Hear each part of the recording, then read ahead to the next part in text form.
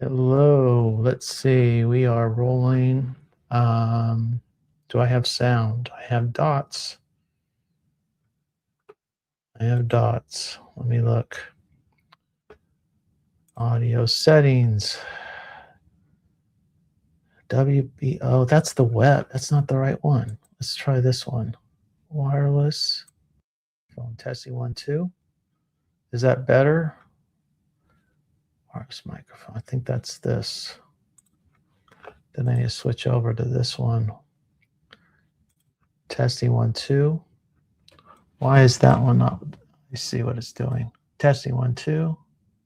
Testing 1, 2. What are you doing there? Okay. Pushed an update on me, and I'm not sure about how I'm sounding. We'll play this while I play with everything else. Let's go over here. Oh, Jesus, oh,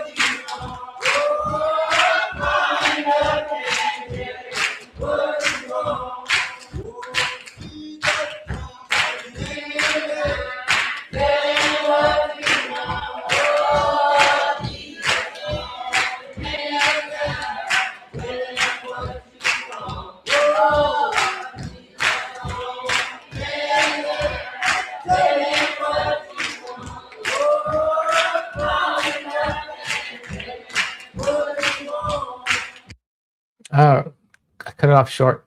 That's on the new playlist for today, the new 5-song playlists. I put them up every day. I post them to the interwebs. It's gorgeous. This particular one is, if you just want, everyone has its own little theme of the day. This one is just glorious. Glorious. Click on the link. Check it out.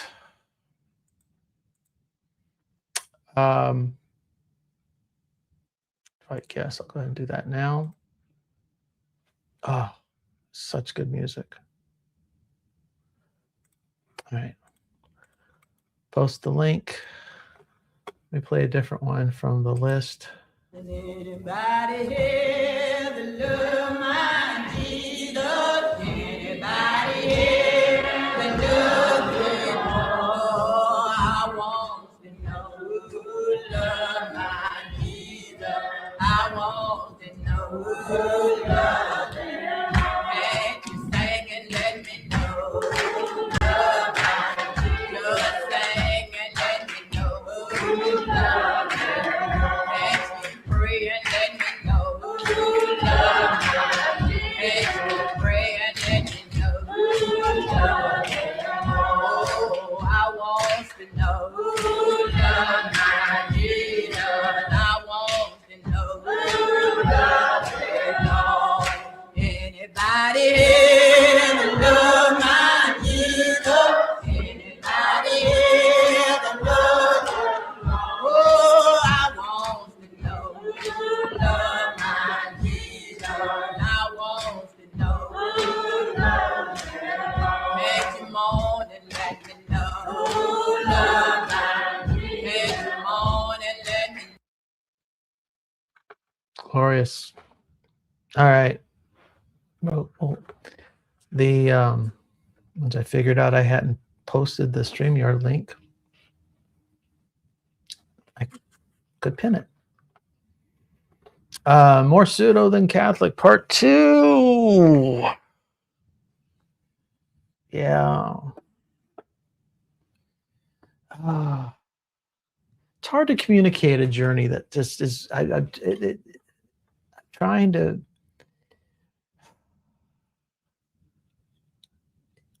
I need to be a better poet to explain what I'm doing here. And I'm not that good of a poet.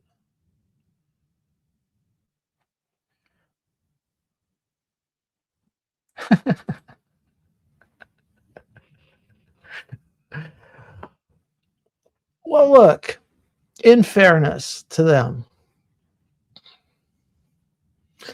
I am something of an iconoclast. It's not something I'm proud of or desire to be. But, you know, iconoclastic positions are controversial by nature, upsetting by nature. So, and part of me, I only have an hour or so, and I was in a chat with a couple guys privately, and I'm trying to express to them, I want to get past the idolatry, somehow, some way, work through it, get past it.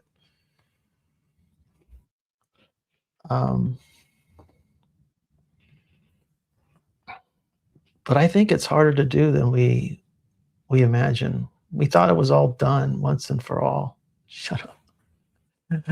Why are you so angry these days, Tayo?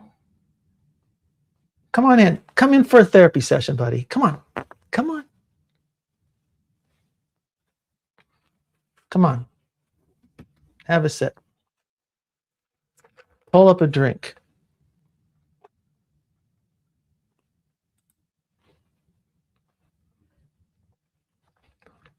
Thank you, Tony. I appreciate it. I don't know you personally. I don't know if we talked. I don't think we have. But I appreciate the kind sentiments. Pray for my soul.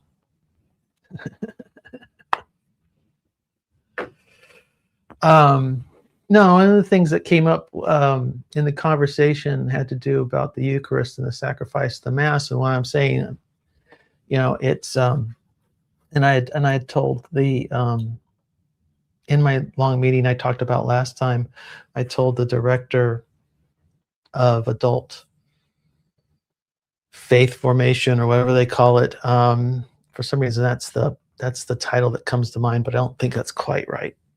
I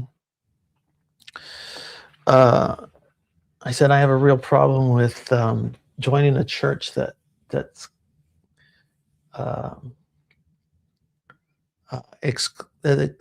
doesn't really have a place for my wife and kids. And his response to that was, well, we're on a journey towards truth, like with a capital T, truth. That's more important. And my view tends to be that you can't sacrifice the small truths for the greater truth. You'll lose the greater truth by sacrificing the small ones in pursuit of the big one. And that's what leads to idolatry. In which the course of this conversation came John Lennon's famous and notorious hymn, for lack of a better word, titled God. And it begins with, God is a concept by which we measure our pain. And I'll say it again, he sings. God is a concept by which we measure our pain.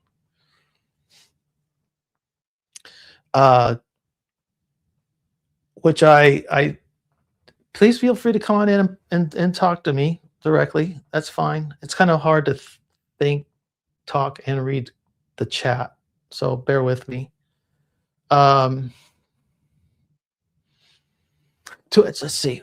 Actually, one of the guys asked, what does that mean? So am I driving? Uh-oh, not connected. Kind of hard to think, talk, and read the chat. So bear with me. You guys are with me, Scott? Let's see. Actually, one of the guys asked, what does that mean? Can you silence the speaker? It's coming through on my end. Is it playing in yours? Yeah, I'm working on it. There we go. That better? I still hear it. Oh, that's this one. I'm giving you 3 views. I'm a Trinity. I'm coming in 3 perspectives. My bedfellows, Brett, you crack me up, man. Well, I can let me keep trying to flesh this out, because what I'm going to say is I think this hymn is brilliant by John Lennon, because and this is the thing that's challenging, is that let me go back to the conversation, see if I can pull up exactly what I said to what I thought it means. That is, God is a concept by which we measure our pain. If I can find it.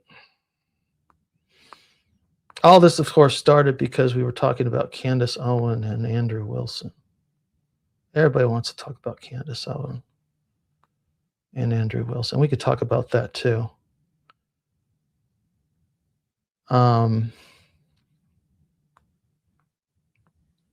Here we go.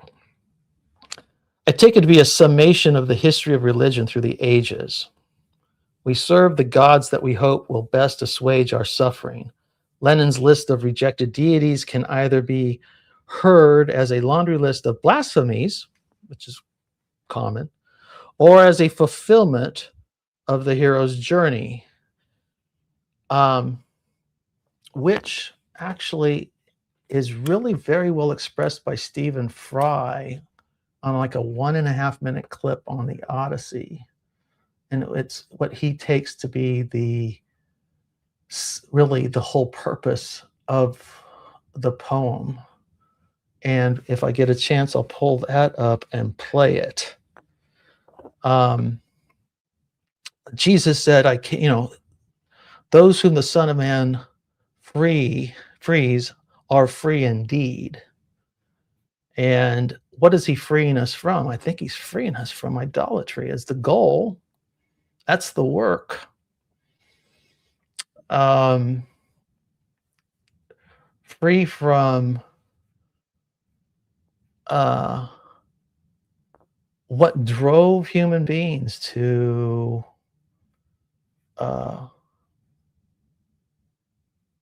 commit all the many atrocities they do, to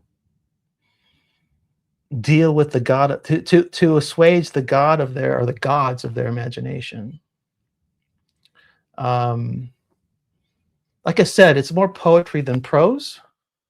So it's one of those things you start to catch or you don't, and I don't know if I can land it perfectly. But if you're really worried about my bedfellows, go check out this last playlist. It's in I put a link in the chat. It's a good playlist. It's a Black spirituals, basically, Black gospel music. So those are some of the bedfellows I keep. What do you think, Scott? I know it's like I said, it's more poetry than prose. I can easily be not expressing everything I want to express. I know I'm not doing that, and maybe miscommunicating, but we'll see. Let's take it where it goes.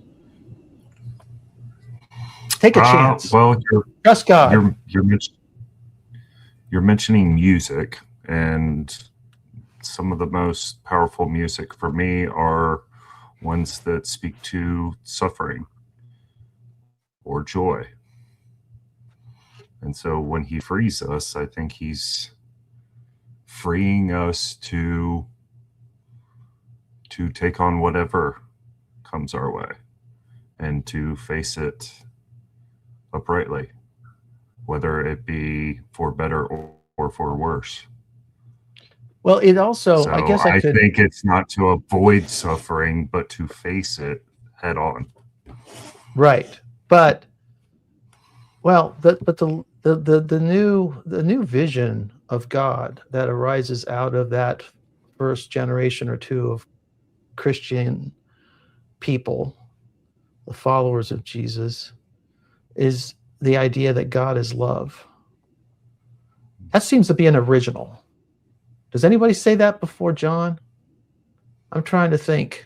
I mean, we see it. It's kind of embedded into the gospel narratives, but I'm trying to think of is there any philosopher or any religious teaching in the history of humanity that says that so directly as we get in First John? Not from my understanding. My understanding was more of a perspective of glory. And that's exactly what I think Christ upended, was what glory is. Glory is not triumphantly stepping over your enemy, but to your point, loving your enemy. And in order to love your enemy, you have to be willing to suffer under your enemy and not let that cause you to lash out, but to just accept it. I just watched an AI version of the story of Elijah. There was only like 5 minutes left. And in particular, the scene of the woman, the widow, that accepted him and her son That's died. a good expression of that. Now she is, you could say she's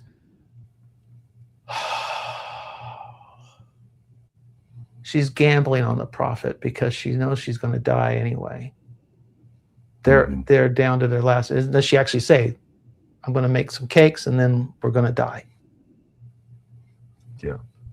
And the prophet says, makes basically, trust me, you won't. So there's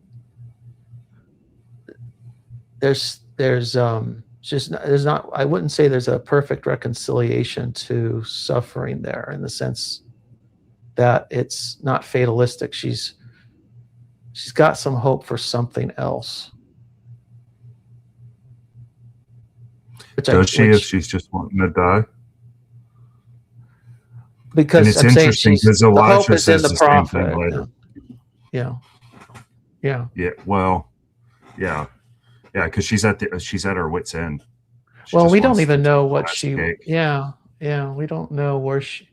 What is she? See, and here's the thing too: isn't she? She's not Hebrew, correct? Pretty sure she was from the same town as Jezebel. So if Jezebel was not Hebrew, Tyre, which I don't think right? she was. Yeah, she's Phoenician. Yeah. So if she's Phoenician, yes, this feeds into my stuff, guys. You're feeding me fuel. She's giving up on the old gods. The old gods have the old time religion has failed her. So I'm going to make my cake, and me and my son are going to die of starvation. Because that was the whole business. I mean, that's the whole point. Those old gods were all about delivering material sustenance, to the point where I would say easing suffering. That's why people worshipped these gods, was to be in favor so they didn't have to suffer. Which is what a great deal of Christian religion manifests as. And I don't like. I think it's gotten to that. Yeah. We see a lot of it anyway, and I don't have to rudely point it out. It's pretty obvious. Just click on a few channels, right? To put a bow on the John Lennon point, and when I said, as I'm really hesitant that's why I told him I didn't just outright say I won't become Catholic, because there's no way my wife will ever become Catholic. It's true. My wife will never become Catholic. I mean, she'll have to tell you her own story, I suppose, but as what she's, I mean, it's pretty clear to me she'd never become Catholic. May I ask or inquire if she goes to church? Does No. she still go? She used to. When, Okay. I mean, my wife was more Bible church than me, and I was pretty Bible church growing up. But she was, she went to Christian college and or university and everything. But she has her own. On the other hand, she's extremely Christian. I mean, it's in terms of values and life and character, she's wholly Christian. She's this. I think this is the problem that we have is a lot of people are worn out by the cognitive dissonance that they're forced to endure within organized or I would say church-going culture. I think it's a better way of putting it than calling it organized religion or formal Christianity. I would say church-going culture has there's a level of inconsistency that drives some people crazy, and they only find relief from that through some form of break or just neglect. They just stop going or ignore it. The Nemo interview. Did you see that with Paul? Same kind of thing, only in his case it was with Mormonism. But let me put a real quick bow on the John Lennon. I call it a hymn because it's musically arranged like a hymn. Mark S. could probably explain the music part of it better. But it sounds and sings. It resonates so powerfully because it has a kind of hymn-like quality. And he goes through his litany of all the deities. He rejects everyone from Bob Dylan and the Beatles to Jesus and Hitler and everything in between, the Gita and the I Ching and all the rest. I don't believe in yoga. I don't believe in all this stuff. He goes through his long litany of rejected deities and then says, I just believe in me, Yoko, and me. That's reality.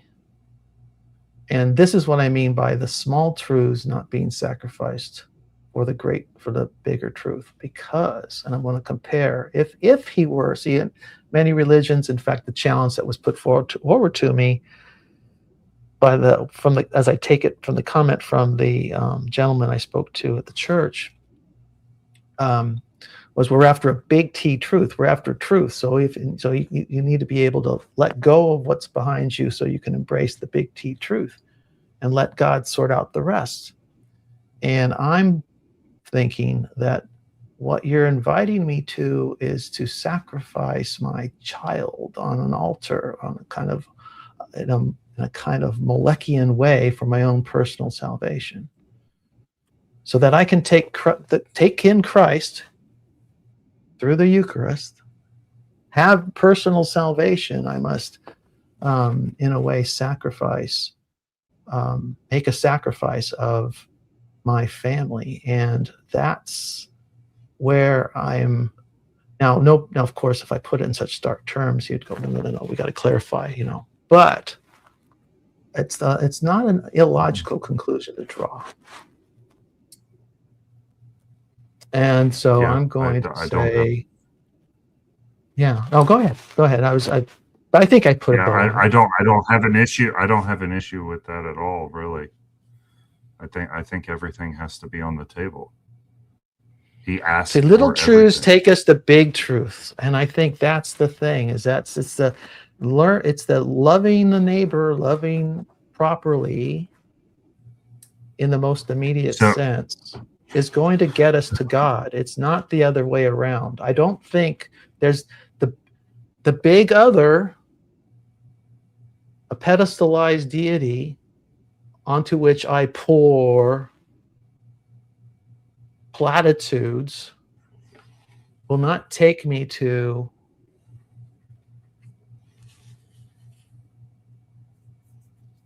God, if you will, or to the big truth. I think it's the other way around. It's the small loves take us to the big love. I've talked a lot, so you go ahead. I just want to I kind of want to volley it back to you real quick. So in your life, how have you experienced love the best? Either by you giving love or by somebody else loving you. What did they go through to show you that? Or what did you go through to show them that? Show. What do you mean by show? Help me out there, because it makes me think of demonstration. So when my mother showed me love, when I felt her love, when I knew the realness of her love, it was most oftentimes through her suffering for me. Mm-hmm. Why do you like what's the word? Why does the word suffering? What does that mean? What it's a word that keep coming back to. So maybe why does it have so much resonance? Because I think it's our primary problem is we run from suffering. This is why things like the other Christianities that we pointed to earlier, because I agreed to you, it's trying to deny the suffering. We're running towards pleasure. We're not, because we have been set free. But Christ said, pick up your cross and bear it. We don't want to do that. We want to sit in our AC. We want to watch what we want to watch. We don't want to be told the rules. We don't want to follow all the small R rules. We only want to follow the big R rules, just to use that same kind of deal. But I don't think it's where it's at.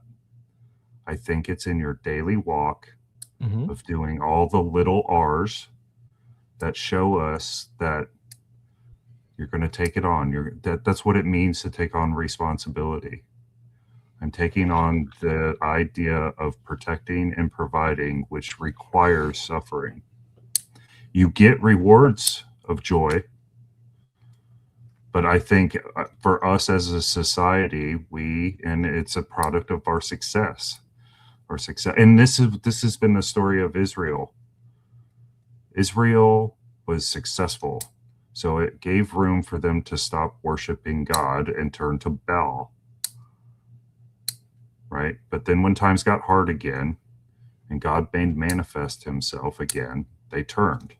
This is the whole story of Israel, constantly going into idols. And that's how we're sold, is by going, hey, look, man, that road's tough, dude. You don't want to do that, really. Come on this way. Turn that rock to bread. Don't suffer. You could stop this right now.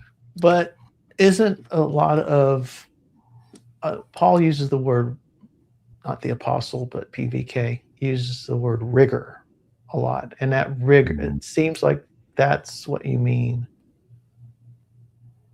is the kind of rigor,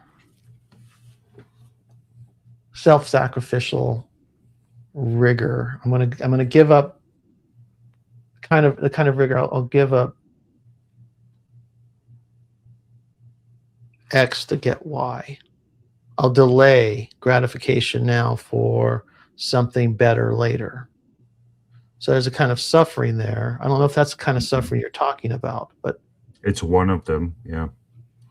But that's when you say still, rigor, I think of military, and I think of the suffering that's gone through military training to become disciplined. Or bodybuilding, athletics. Sure, but there's still a transactional element. There's a give to get. And I'm thinking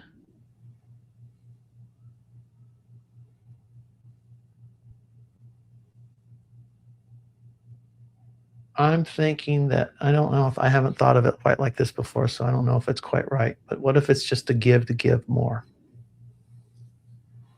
And just to give until there's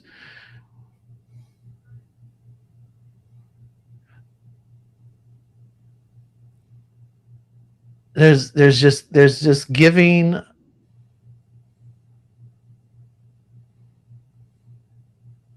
for a complete empty or unknown. Now there is talk about reward in the Gospels. Jesus talks about in his parables, for example, you know, you were faithful with a little. Now here's enjoy your reward. It's in Matthew 25.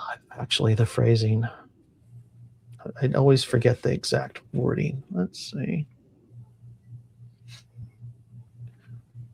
So there is some of that. You've been trusted with a little, now you're being trusted with more. But those the are just story of the metaphors. talents is like that too. That's what I'm saying. That's the parable I'm thinking about. That's the talents. NIV may not capture it perfectly, but let's see what it says. I would say probably not. It's one of my least favorites. NIV can really wash it out sometimes, can't it? It's just like which go from is what my mom read, by the way. My mom read. Well, it's easy reading. It's easy reading, but it does have a way of taking the shine off. It's like matte paint, you know. It's just like, where's the shine? I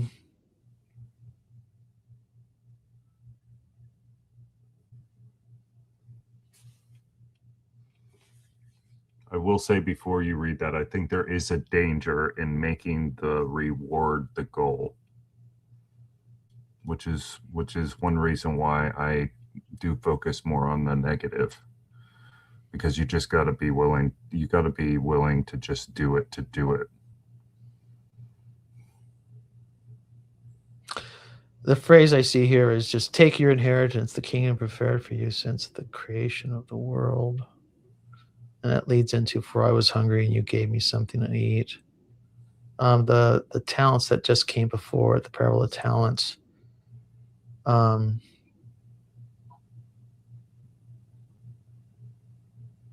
the man who had received one bag of gold came, Master, he said, no, that's the one he's going to blast. Let's see them. Okay. After a long time, the master of those servants returned and settled accounts.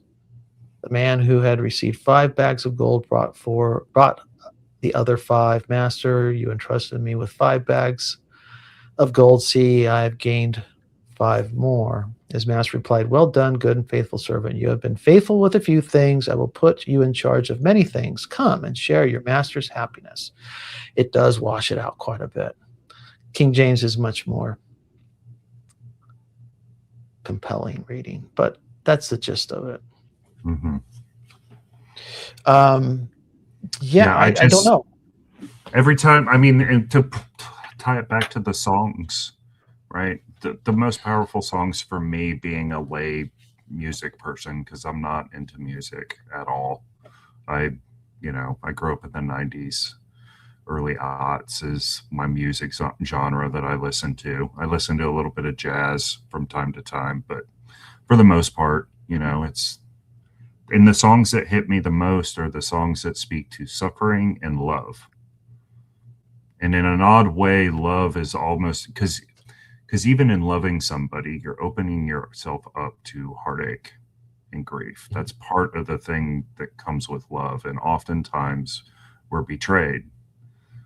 And then that causes hurt and pain, right? And so I think it's a pivotal part of life, actually.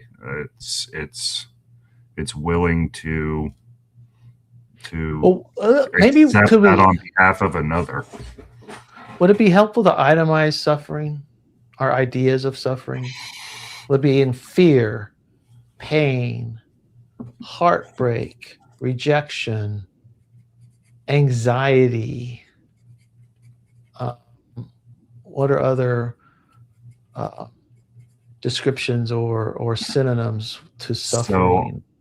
So as you were doing that, I was imagining the whole Passion story. Okay. He took that on willingly. Abandonment. Abandonment. Loneliness. isolation, for his rejection. mother, and the sorrow that she was going to face with him not being there anymore. So how did he endure? He wept for Lazarus. Well, yeah, that's a mystery. That's a hard one. That's a passage. To me, I think it's a real passage. I mean, I don't think it's some. I don't. I think he just says. I think that's. It does. It's notoriously short as a verse, but it's like. To me, it's like the writer is saying, "This was a man. Don't forget it." Almost like he knew everybody wants to deify him right off the bat.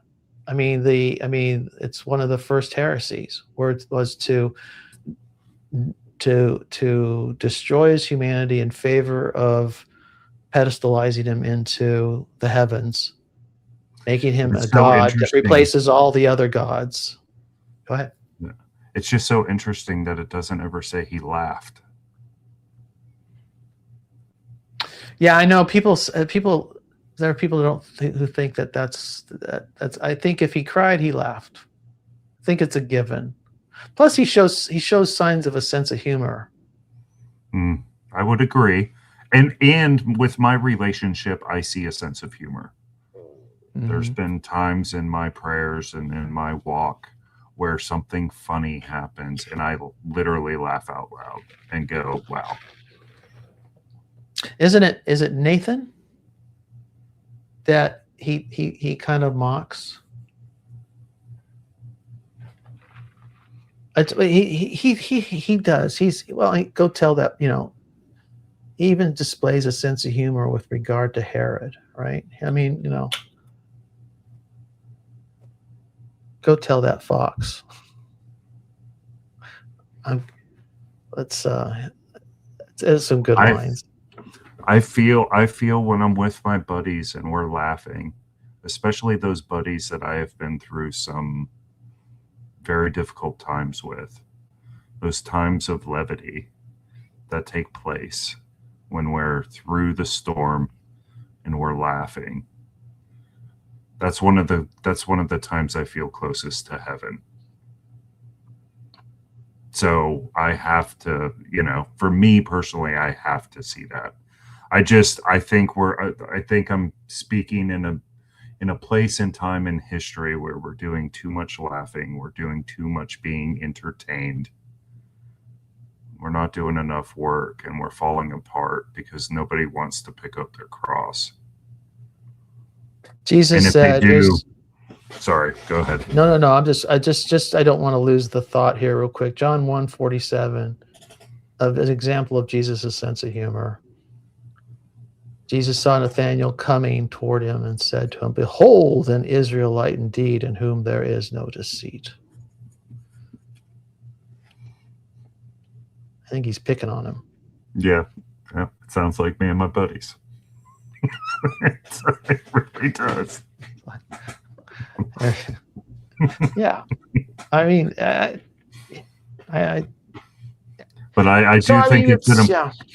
do think it's an important distinction that the Bible says he wept, which I, in a recent conversation, equated that to losing control.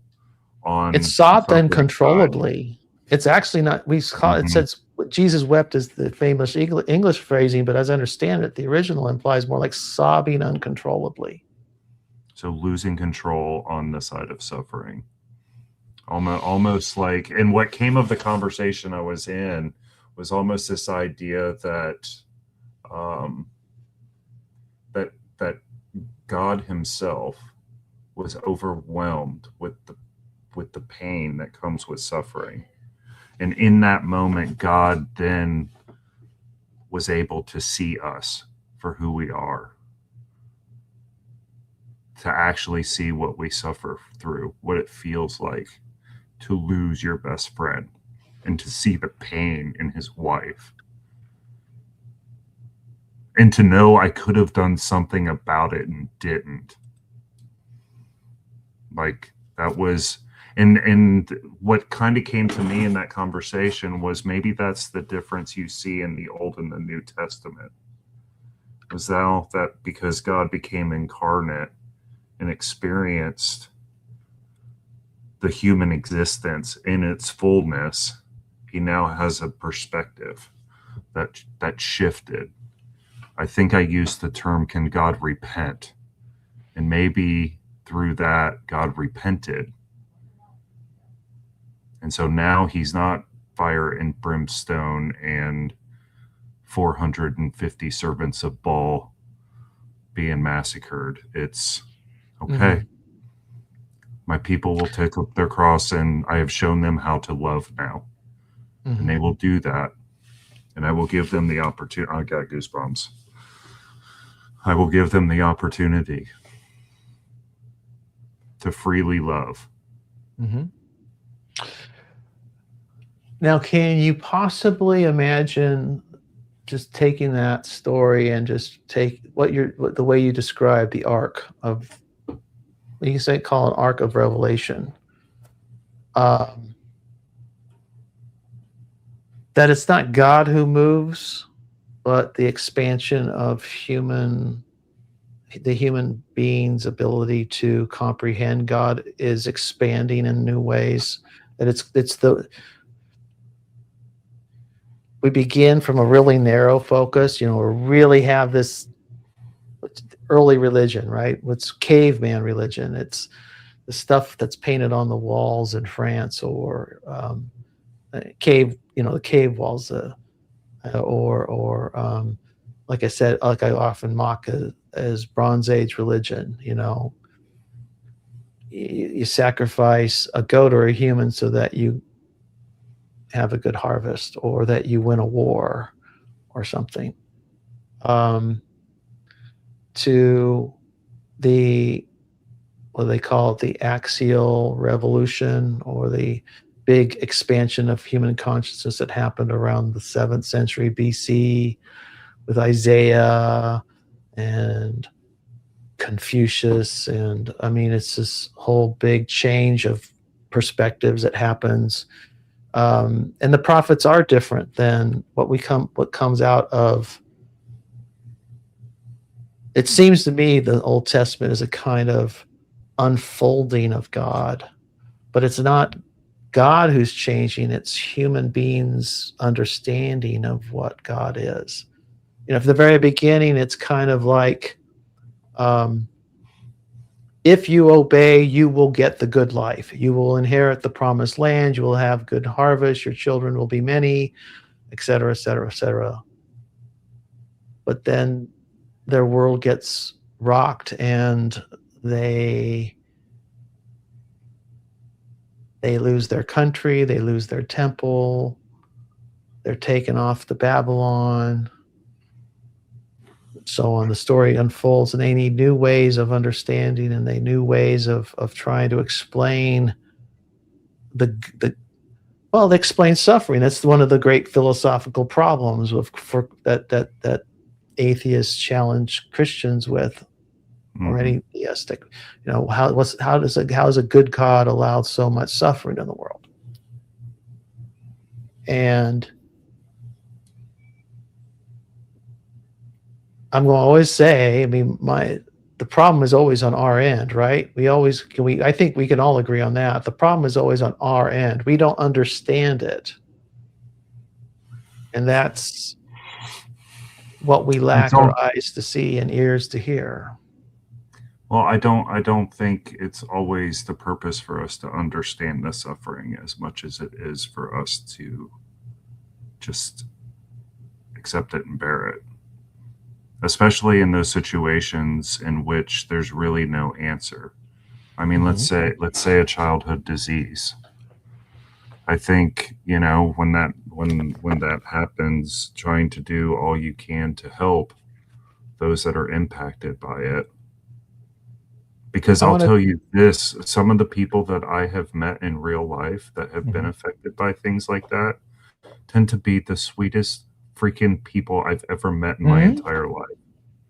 Yeah. And so that makes me ask the question, Is it possible for me to be a sweet, gentle human being without suffering? I mean, I'm Well, I'd sure say it's 3 or 4 possible. I'm people guessing popped it's into your head. possible. I'm guessing it's possible, but I don't know. But This is if the I eye don't of the suffer, needle. I lose touch, right? I lose touch with reality. If it's all, if everything goes perfectly, I forget what it's like for the rest of the mere mortals in the world, right? I mean, I need. And one of the first things I stop doing is praying. When Yeah. things are going good for a long time, I stop kneeling. I'm going to accuse Luke Thompson of being a bit too poetic there. I want to say, no, it's too easy. That's too easy, my friend. He's good at that. Yeah. Let's not make it easy. We're not here to make it easy. This is a oh dear, this could be upsetting to Luke. My channel tends towards the iconoclastic, so I'm going to own it today and say I'm not really an iconoclast. I'm not in the idol smashing sense, just in the calling it what it is sense. I'm iconoclastic. So I'm perfectly happy to admire the beauty of a good statue. But in the end, I'm going to say it's just rock or bronze or a work of the imagination. Yeah. Yeah. That's where I stand too. And I even think there can be meaning in the thing. Yeah. Some stuff that I've been learning about the icons that have been preserved by the churches, I think it's good. I think it points to the right thing. But I'm like you. I can't bring myself to kneel to it, to kiss it, to at least at this stage in my walk. Who knows? Maybe the Lord opens my eyes to something. Well, it's funny. When do I kneel? I've knelt to do the way to kneel is to I've knelt many times, but I am really only comfortable kneeling. I've knelt in services as part of participation with the Catholic Mass, going along with everybody. But without making it sound too romantic, to help put my kids' shoes on their feet or something, or to help someone in a care facility or something. In that role, I'll kneel all day long. You've done it as a nurse, I'm sure, right? You're working as a nurse. You got to get on your knees sometimes. It's one of the more effective ways to talk to somebody sitting in a bed. If you're hovering over them, bed, wheelchair, especially if you're giving them some news that can come off as commanding or like you need to do this if you want to live, kind of thing. If you're giving like that kind of advice, then it comes much better to kneel. But I'm kneeling in service. Maybe it's what we call it. Maybe kneeling in service is the kneeling God seeks. I'm not sure if God is so crazy about the performative kneeling that we do ritualistically in so-called worship. Another iconoclastic thought. Sorry, I'm in that kind of mood. But maybe it's kind of like more that it's for man rather than Sabbath. That whole thing could be because some people need to have that reverence, right? That sense, that awe that comes from that.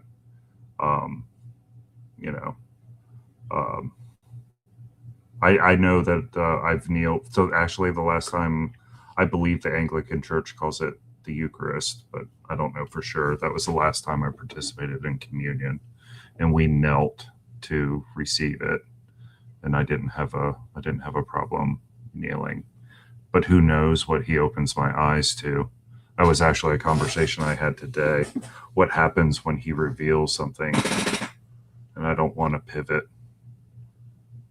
You know, it leads to like situations like Moses smacking the rock instead of speaking to it and not being able to enter the promised land is something. Or crucifying Christ anew. That's always my concern. Oh, can you say more? Well, when Paul's talking about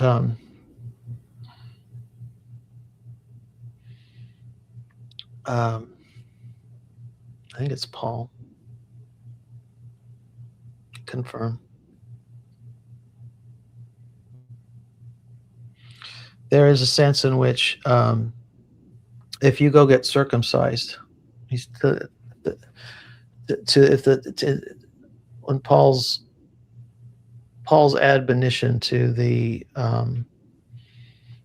Greek Christians or the Gentile Christians is to pursue, to go and follow the Hebrew religion, the Jewish practices in pursuit of Christ. They're making Christ's sacrifice null and void, or not enough. No, it's a and I don't want to. I think a lot of religious practice can become like that, right? It's like you mentioned, reminding me. I need to go back to prayer, and that's one of the things I've been thinking about. What am I doing when I pray? As Jesus says, don't repeat yourselves vainly like the heathen do. Almost in a sense, like one prayer for a lifetime is really all you need. And as far as God is concerned, all other prayers thereafter are just should be about reminding you about that one prayer. It's like we've been given the Lord's Prayer. Everything's contained in it. Do I need more other than? And how many times? God help, God help, God help. How many times in my lifetime have I prayed that prayer alone, among others? Mm-hmm. Whether it's God help them or God help me, it's whatever. But whenever I'm brought back to the Lord's Prayer, I kind of like can go, oh yeah, that's all I need. That's all that's needed in any of this. Yeah, I'm going back and forth with it myself, because I do think it's a relationship, and any relationship needs communication. You know, I can write my wife a love letter that just knocks her socks off, but that's not going to sustain her for a lifetime. But who needs sustaining? It's not God. Fair question. I don't think he needs it, but I definitely think he thinks he wants it. And I think in us providing it, it's accepting that. And a lot of times, again, I think it's for us more than it is for him. You know, saying the things out loud matter. They really do. They even from a biological level, it puts it into your brain. This is why we hear our voices differently than everybody else hears their voices. The resonance from the sinuses actually use some of those vibrations to actually stick the words we say into our brain in a different pathway. I'm horrible at learning names, and I tried to use this as a hack. I would say somebody's name. I would look for opportunities to say their name 3 times the first time I met them out loud to try to help push it into my brain box. Mm-hmm. I also used it in college quite a bit, cramming for exams. I'd just be reading stuff out loud so that it would get in there in a different pathway. So I think some of the commandments are for our own edification. Sure. I think they're all for our own edification. I can't think of one that isn't. Okay. And Yeah. be No. perfect. Be as complete as your Father in heaven is complete. Be perfect as your Father in heaven is perfect. There's no finishing him. He's finished. He is it. He's At the always cross. been it. At the cross. Well, that was said before the cross by Jesus. It is finished. I thought that No, was he his says he word. is your Father. No, well, he said it is finished. I'm saying that, but when he's talking about God is a complete. I think I take it. Well, God is the same today, yesterday, and tomorrow. I mean, there's no.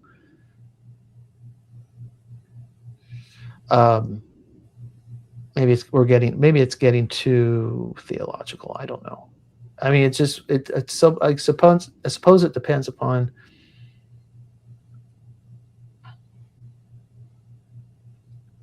the human imagination and how far we're willing to let go and let God, so to speak.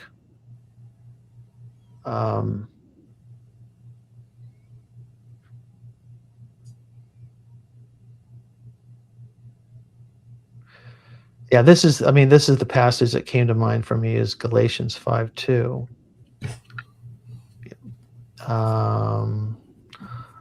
Look, I, Paul, say to you that if you accept circumcision, Christ will be of no advantage to you. And then I think we should extrapolate on in what ways might we pursue religion in that kind of way to render Christ of no use to us. That to me is a scary thought, because it's like, in my mind, it's the only game in town to follow. Not Christianity, but Jesus.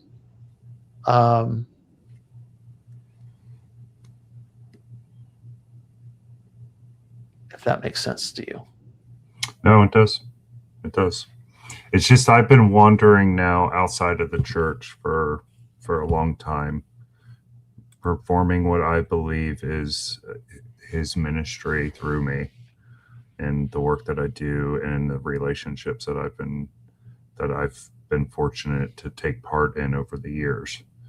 I think much like, and not to put me up on a Pauline pedestal or anything, but much like Paul started in the synagogues when he would go around, I think there's an opportunity there, because this is a very common thread of those of us that are in many ways disenfranchised by the church.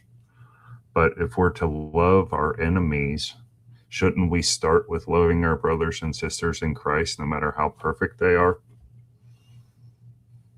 I mean, if we can't do those, we're going to fail at loving our enemies. What I'm saying, yeah, I mean, that's part of what was said at the beginning, right? Right, but you be the arbiter of that, and I'll tell you that I'm expecting to meet resistance. We'll say it that way. We'll say it a different way.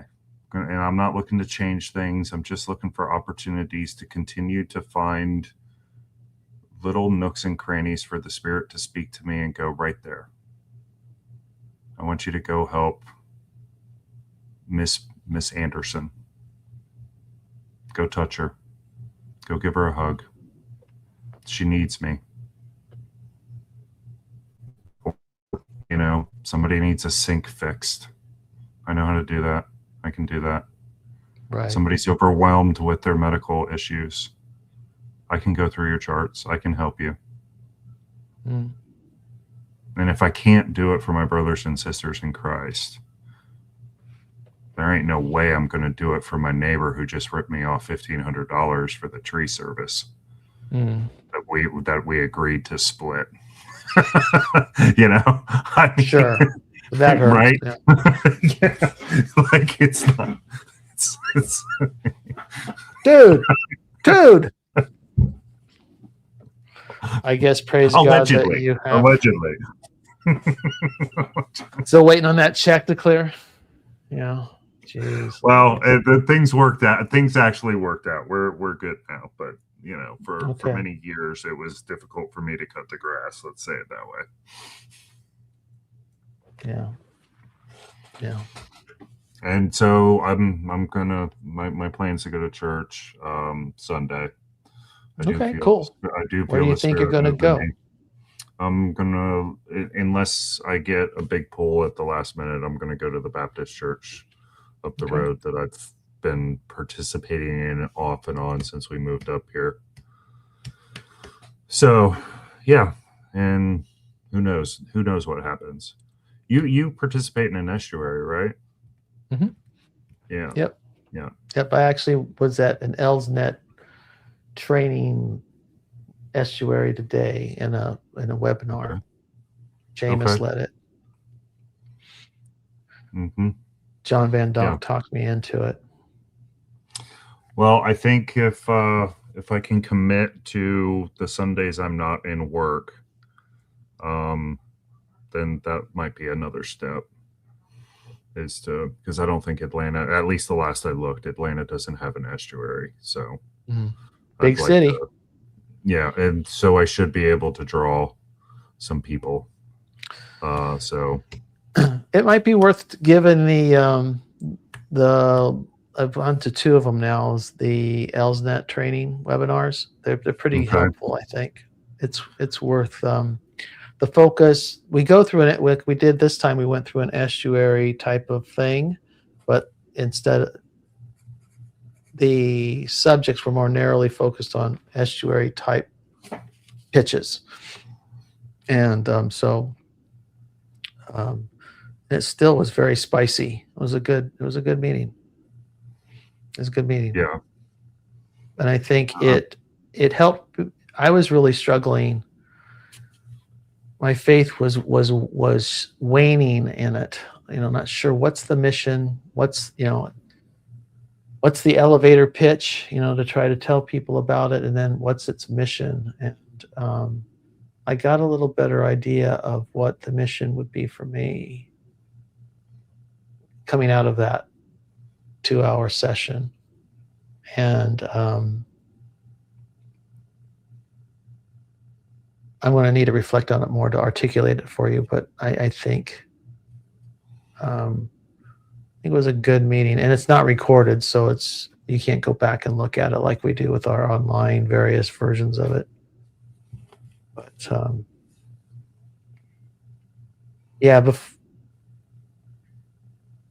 one of the concerns I have is getting in the middle of people's lives.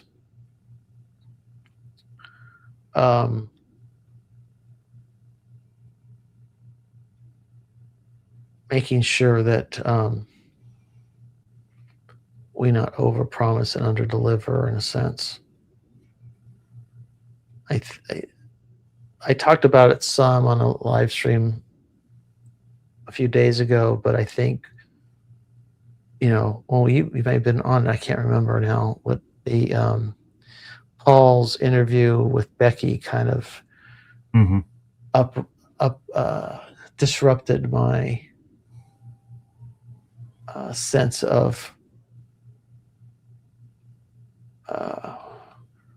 comfort with what we're doing, because as I said in the live stream, it was like, here's a person who clearly is going through, who had an experience with some form of postpartum disruption to her mood, disruption to her sense of identity, self-worth, life purpose. Much of it was focused, since so much of her life before the event was around God and a certain view of God, and she came out of the birthing experience and with her newborn child, struggling with all of it: her place in her church, her role as a leader, her relationship with God, her trust in God. All of it was being disrupted, and the temptation the subject never is broached by Paul. And I said I told him it's kind of an elephant in the room that wasn't raised. And I'm like going, dude, but then so much of the pushback from the chat in the corner was that I was being materialistic and medicalizing a spiritual problem. And I'm like going, that left me very uncomfortable. Even more so than Paul's rando was the reaction of the TLC community to my perspective on the talk. So it was helpful. Long story short, it was helpful to go back to Estuary and maybe see that there's some use to this. Because my view is definitely we need to walk and chew gum at the same time. We need to be there for each other in a way that is supportive and doesn't neglect some essential component that at the very least should be considered. If that makes sense. Yeah, well, I know where you're coming from. I work in the medical community, so most of them have that viewpoint. I will also put on the table that I agree that it is bringing God down a peg a bit. He can either overcome it or he can't. And what I found that maybe in your focus on the postpartum depression, the part that really landed with me the most in her giving the talk was she wasn't forced to do it. No, she very much wanted to do it. Correct. I mean, as my understanding is behind the scenes, it was something she really wanted to do. She was like really wanted to do. She pursued it hard, right? Right. That was my understanding. And she was, so she was wanting to share it with us. She had to have known it was going to get out here. Yeah. And then you mix that with the power of some of the things that she had mentioned. And maybe it is one reason why too, that because could she, well, let's not use her. I've mentioned this story before. Could Peter have been the disciple that he was? Could he have been the leader that he was if he hadn't failed? If he hadn't suffered the agony of letting his rabbi be captured without saying a word? As a matter of fact, not saying a word, so he didn't lie through obfuscation. He denied him. He was an active participant in the betrayal that Christ felt nailed on that cross. I don't think he could. You keep bringing a lot of the songs that I see you put on your playlist come from struggle. Yes. People Can those struggle. songs have that richness without the struggle? Sure. And sure. Israel is named for struggling with the infinite. Mm-hmm. So maybe that's isn't that the meaning of the word? Something he wrestled with God or something like that? Yeah, all the way from the beginning. So maybe struggle's a better word to your point earlier to me, as opposed to suffering. Suffering comes with a bit of what's behind me here, right? But right. So she shared it. Shared it. She was obviously feeling that she had been coming through this. She obviously had a new understanding. Well, she got weepy at times. Which, by the way, that too. I was too. Oh my gosh, I was too. Listening to her go through that, the idea of Christ saying, "I will go down there with you. I'm not going to stop it," because so oftentimes I think that's what people want from God, is to stop their suffering.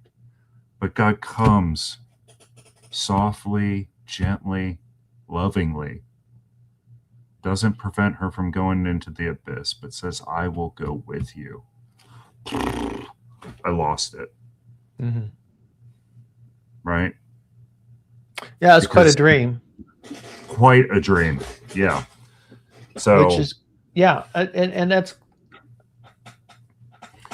And I'm not as long saying as that the to say story that ends, postpartum wasn't a part of it, right? Because that was the sure. thing that was in my mind too, was she was going through postpartum. Well, and she may have, especially at the it may have beginning. just been unsaid. I mean, we don't know Yeah. what happened because we were all kind of, anybody who's been around at all, pregnant women and birthing and all that, would be kind of gobsmacked if they to think that a doctor would run into a mother expressing these sentiments that she expressed and not bring the issue up. I assume that, Especially in England. I'm thinking even here, right? I mean, No. every time I walk in the doctor's office, they want me to, they're throwing surveys at me and saying, Yeah. But psych is so not treated here outside of the yeah. VA. So Outside you of the think better in the and- UK? Mhm. Yeah, maybe. I do. I just would be like amazed that somebody didn't raise it, but if you're, And what about the husband? they're kind of What stiff about the upper lip husband? and Oh, yeah, the husband, but the husband seemed like he stuck with her too, right? That was a good part of the story yeah. too.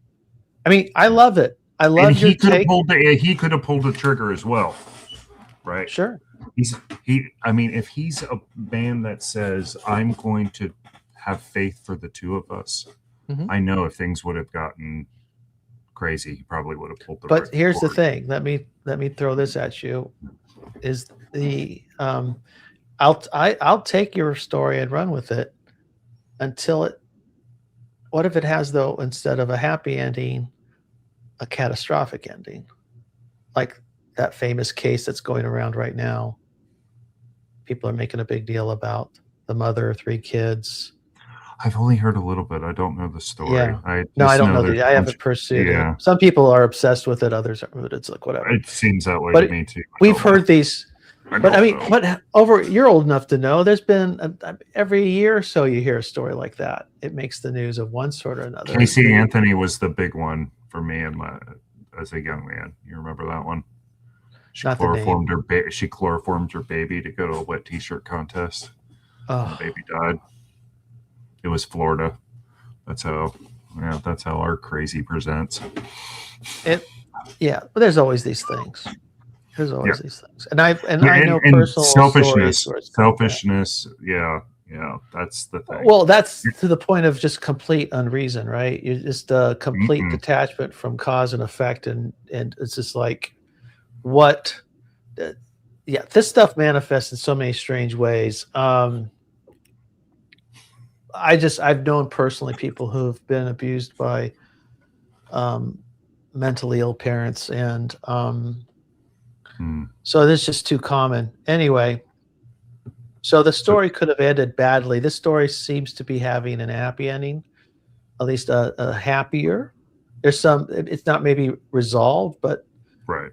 To your point, she's on recovery. She's in recovery. She's on a new path. She's not giving up on God. At the same time, she's got to find. There's more work to do. I get the impression, right? She's not back in her church. They kind of. Neither are we. No, right, exactly. They've rejected her as much as she wasn't rejected, but she didn't reject them. They rejected her, kind of, right? Yeah. Yeah. And so now she's got to find a new place, a kind of new expression that will work for her. But I think she must with her. the new revelation. I mean, that's a real powerful frame shift that she went through, right? Like, goodness gracious, you gotta reorient a lot of the bubbles in that hierarchy. And are you okay with the story if she turns to a more kind of understanding or perception of Jesus that is not, say, orthodox, small o orthodox, acceptable? Maybe I mean, she's still a younger person, so she has decades more life in her, I'm guessing, and many, many more revelations to come, in a sense. Well, I guess without knowing her, right, and kind of looking at what I kind of have come to see this time in human history, I think we're in a sifting, and so I think God's shifting and moving a lot of us around to be able to share his world and his love in all kinds of places. You know, I mean, how often did Paul travel? He traveled quite a bit. Let me point you this just to kind of express my concern. And I love Anselman. He knows I love him. We need to help beyond natural help. That's my concern, though, is I don't want to get over my skis as an estuary participant or leader. I want to be able, and that's my concern. And I think it's valid. I do think it's valid, Mark. Okay. Yeah. No, there's a responsibility there, and you want to do it rightly. You should be considering those things. I'm not here to diagnose you one way or the other. I'm not here to medicalize you or not medicalize you. What's your struggle? I want to hear. Mm-hmm. As a friend, as a participant in the same meeting. I want to know. I certainly don't want you suffering alone. The subject of postpartum came up in the Chino estuary, and one of the women is a marriage and family counselor, and there were two other women in the room. The rest were all men. And at the opening, the counselor said, "Well, I think at the very least that all the women should talk on this, at least have some input, and not only talk, but be the only talkers, but should have some significant input on this subject if we're going to talk about it." I thought, yeah, I agree, because the women do tend to be quieter in these meetings for some reason. And on the other hand, this other woman, one of the three, I don't know, something triggered in her, and she couldn't stop crying for the rest of the meeting. She said a few words at some point. I can't remember exactly what. We were all listening very intensely, but it's almost like she stopped mid-sentence and couldn't stop crying. So whatever the subject brought out in her was really heavy. And the thing is, and I have no idea and no ability, I wasn't in a position, I wasn't the leader of the group. I was obviously not a woman who could reach out to her in some way to try to get to that. But I think it's if we get too spiritual about it, not that spiritual's bad. I just don't want to get to the place where, what does God have to tell you through your cancer? I mean, it's not, God may have a communication for you, but that's form of prodding and trying to impose a belief system onto a real basic human struggle. Mm-hmm. Is just not something I want to participate in. Yeah. Even though I know people do it all the time. Well, that's one thing I think maybe the work that I've been doing has prepared me for, because there's very strict set rules in a secular kind of mentality in the hospital. Yeah. But I do look for ways to be a sneaky Christian, when I feel moved by the Spirit to do so. And it hasn't, I mean, when I've been called and when I've moved, I've felt the Spirit of God in the room. So, okay. Yeah. Well, that's another thing, Ron. Acknowledged it. It sounds like you're kind of feeling like you and Ron would have a lot in common in that sense. In that particular sense, I wonder about healing and casting out demons, because it's pretty explicit that it says we're supposed to do it. Mm-hmm. But I have not ever gotten, well, I shouldn't say ever. There's been times, but I gave pushback on that and didn't attempt the action. How old are you? Are you in your 40s? Yeah, 46. Okay. Yeah, I'm right on the cusp between Gen X and millennial. Okay. Yeah. Yeah, I it's can speak still, both languages. yeah, it's a funny thing. It's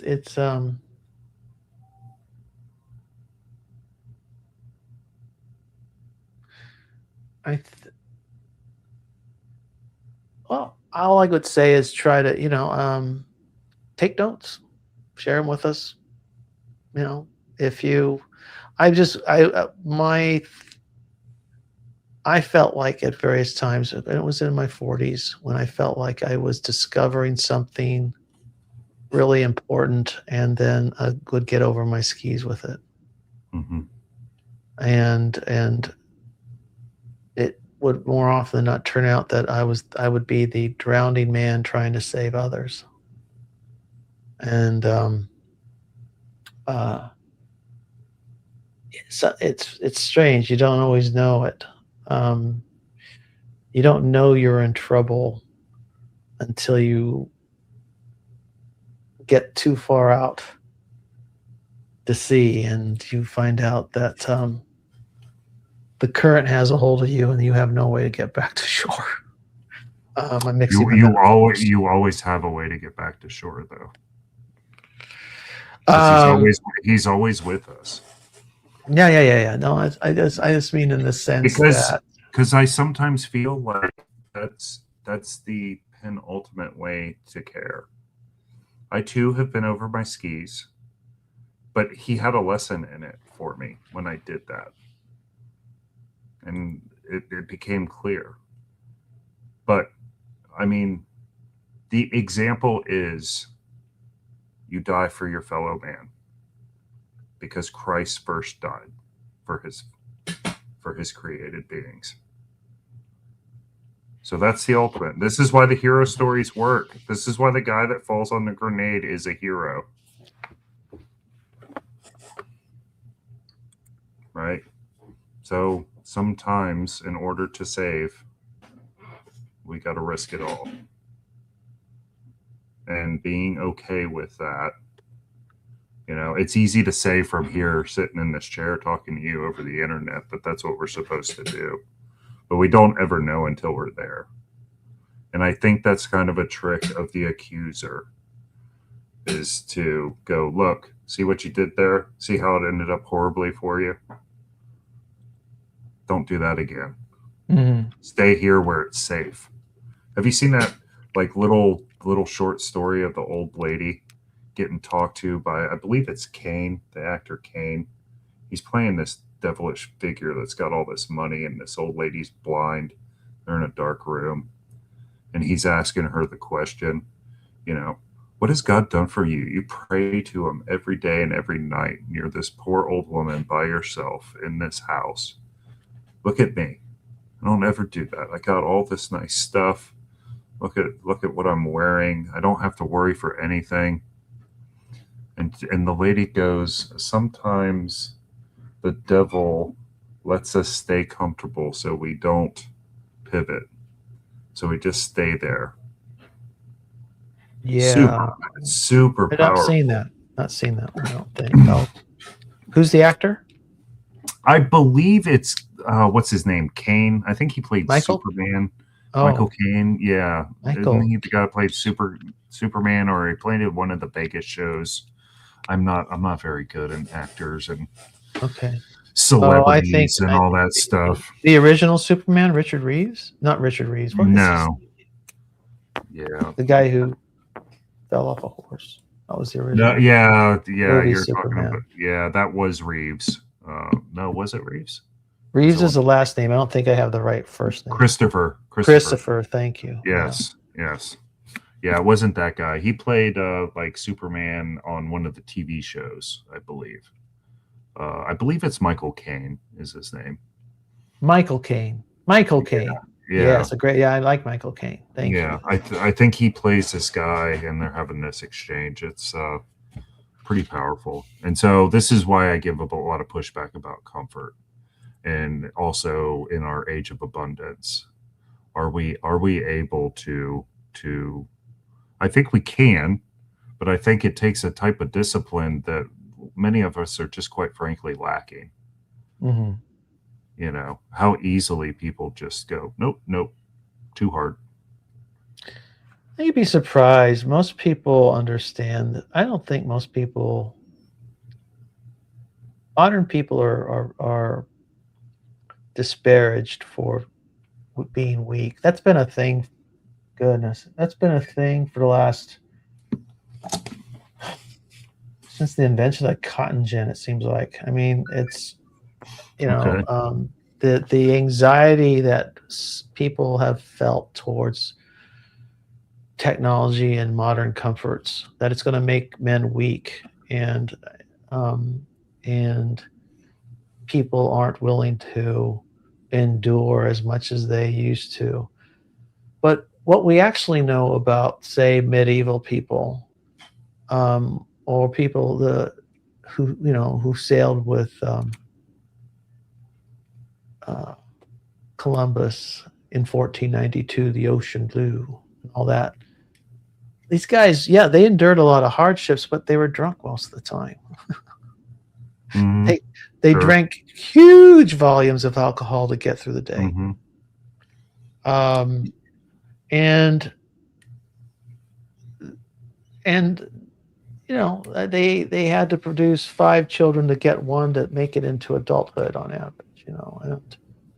And I don't think everybody society. drank. Say what? Everybody drank. They were drinking pints. That's what I tell people. It was a way to save bread for a long time. A form of getting calories, and you can store it. Beer stores better than bread, obviously. Mm-hmm. Rats don't eat it. Don't eat it necessarily in the same way they will wheat. So it's not that it wasn't sensible. It made perfect sense, but it was like it wasn't a world of, they weren't stronger than us. They just were less fortunate in many ways. People are surprisingly strong, and I don't think they're chasing creature comforts as much as we think. I think it's just a different kind of. To endure life is just new skills, new skill sets, and it's just. I think we're absent from the idea of death, in a real sense. You're talking about like you don't kill your chicken, you buy it at a grocery store. Yep. Is that what you mean? Yep. And from my perspective, I've seen more death than most, and I cannot tell you that it hasn't changed me. Like it makes you, and this is what I think a lot of these near-death experiences are in people. It's like, oh, that's what it is. Kind of snaps them out of this fog that we run in, that we think that it's super important to know what Kim Kardashian said last night, or name your person of basic insignificance. I don't know what Tyler's beef is with Rob. I don't know. He just keeps saying Rob. I don't know what he's talking about. Yeah, Rob is he's a troll for our morning shows. He comes on there. Okay, well, he doesn't seem to troll me so much. I'm okay with. He wrote a very nice long comment that I was able to glance at, but didn't have time to read, and then it disappeared somehow. That's what he does. He comes in the chats. He says crazy stuff, then he erases all of his stuff to make our live chats. If you ever go back and look at a live chat and you go, "What? That doesn't make sense. What are they talking about?" It's because they're responding to Rob, and he's doing this on purpose, and it's getting under a lot of people's skin because some of the stuff is too. I don't engage the chat as much as others. I sometimes find his stuff to be inflammatory. But to your point, every now and again, he comes out with some really nice stuff that I. Back to suffering and endurance, though. That's it. Loving it's hard to love people. It is very hard to love people, especially when they push our buttons. I peopled yesterday. I've got it all in. I gave it the office. Don't ask me to give any more. That's right. I'm going to play this really quick, and then we'll wrap up. This This may be a bit That's good. I triggering, gotta but I watch think it's a really beautiful idea that Stephen Fry expresses here. And that's what Zeus knew. We cannot give these little anthropoi, we cannot give them the fire that we have, because if we do, they won't need us anymore. Ultimately, they will live their own lives. And the arc of the myths that I've described in my books is exactly that. By the time we get to the Odyssey, it is that nostos, that move home, is moved to the hearth. It ends at the hearth. If you remember the final scene, I mean, the final real scene, obviously there's the little coda of going, inland and fight with his oar and so on. But the sort of end really is Penelope and Odysseus embracing in their hearth. At their hearth, with Telemachus kind of looking on, slightly shuffling his feet embarrassedly as a young man would when their parents kiss. And the gods are nowhere. They've gone. It's now a domestic human world. You are listening to Classical Wisdom. Thank you, Classical Wisdom. The gods are nowhere. And it ends at the hearth, which to me, what that sounded to me, what resonates for me is the religion Jesus is trying to rescue us from is from the religion that takes us away from the hearth. What takes it, which maybe, I mean, it's also said, when he said that, it ends with him and with Odysseus and Penelope embracing, and it made me think of Lennon's hymn that I'm calling a hymn, and he says, I just believe in me, Yoko and me, that's reality. And that's a hard thing. I know this is a hard thing for Christian. In fact, I find that song, God, very hard to listen to. It's not a sing-along song, but it is a great work of art and poetry. And I do take it to have some revelatory quality to it that makes me think about all my little false gods, even when I call it Jesus. What is my understanding of Jesus? What am I making of Jesus? Why am I more worried about what Jesus is making of me? And I think the arc, very possibly, he talked about the arc of the myths, maybe the arc of scripture, the arc of what we are going through in throughout the course of Christian history is to bring us home and understand our right place and our right relationship, a right relationship of love with each other, in which Christ resurrects in us. Second coming is within us, and that we instead of this God-making process we often engage in, that it's always out there, out there, out there. It's up there. It's away from us. It's no, the kingdom of God is here. The kingdom of God is in your midst. But boy, that seems to be, we just keep wanting to make golden calves. And I think that's the misunderstanding of the myths that I think Stephen Fry is talking about. It's getting away from that. But go ahead. What do you think? We can wrap it up. Give me your closing thoughts. It's time to put it back. I do think we make golden calves. I struggle with that myself. And I think most of that is, at least for me, is centered around pride and selfishness. And so in order for me to inoculate myself from the act of making idols or golden calves, I have to empty myself. I have to not want. I have to just accept your Eastern traditions that you have some. I don't want to be disparaging at all. Yeah, there you go. Talk about just being. Right? I'm just a vessel. I'm just a vessel that God will sometimes pour wine into, and he just wants me to pour it out into the world. It's not of my own making. And so that's how, in the world that I came up through, where self-love and pride ran amok, that is my antidote to it. And And that's definitely the thing that'll hurts. kill us, right? That's the stuff that wreaks havoc in our lives. If we do get lost in, I mean, if you really, the road to salvation is in self-giving. You're talking about just I'm going to prioritize the welfare of someone else over my own, right? I mean, I think that's the path to new life. Mhm. I mean, you see it in nature, even, right? I mean, some nature, not all nature.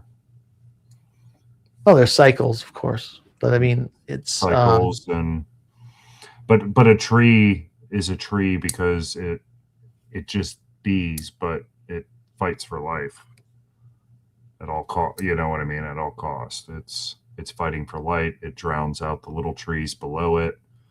This is what I think we're antithesis to. These questions we have of, like, I don't know, wealth inequality for one.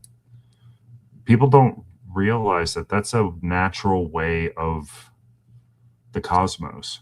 If you think about any galaxy, the bigger the galaxy, the more stars it attracts to it, the more bodies, because of the gravitational pull.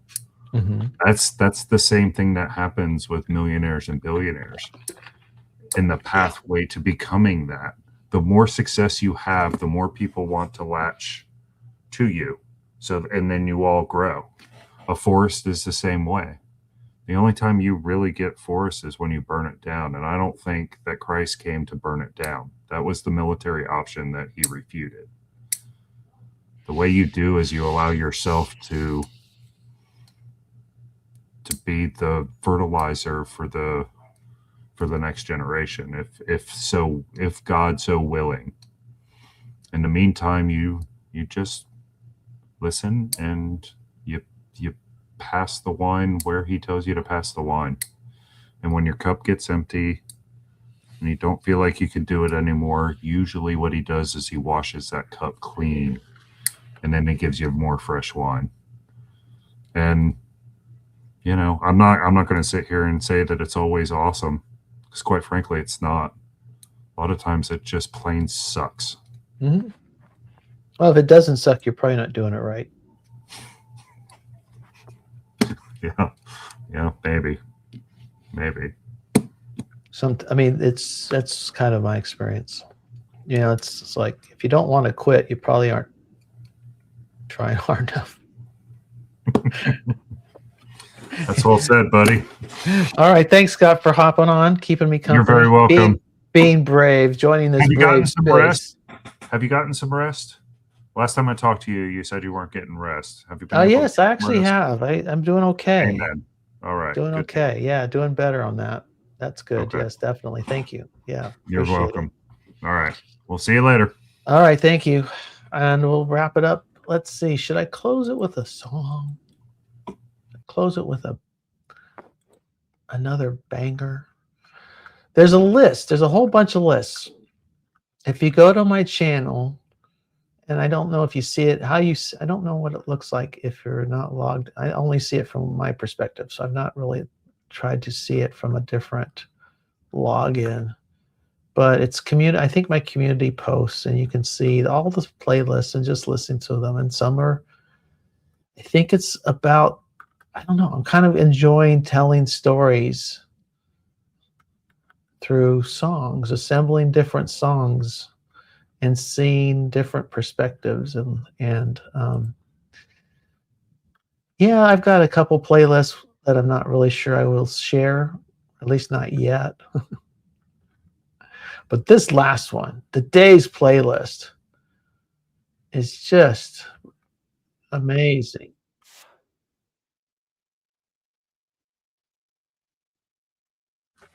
Share it real quick. It's a beaut. We've got, opens up with, okay, now how do I show the playlist without going right to play? Oh, view full playlist. Let's do that. Here we go. There it is. Is there anybody here that loves my Jesus by Viola James and Company? Jesus on the Main Line. I played that some already. Then another one by Viola James. On That Rock is so good.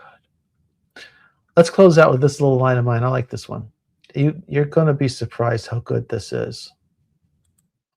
Oh, diddly light of mine. I'm gonna let it shine. This little light of mine. I'm gonna let it shine. This little light of mine. I'm gonna let it shine. Let it shine, shine, shine. Let it shine. Oh, in my home. I'm gonna let it shine. Oh, in my home. I'm gonna let it shine. Oh, in my home. I'm gonna let it shine. Let it shine, shine, shine. Let it shine. God give it to me.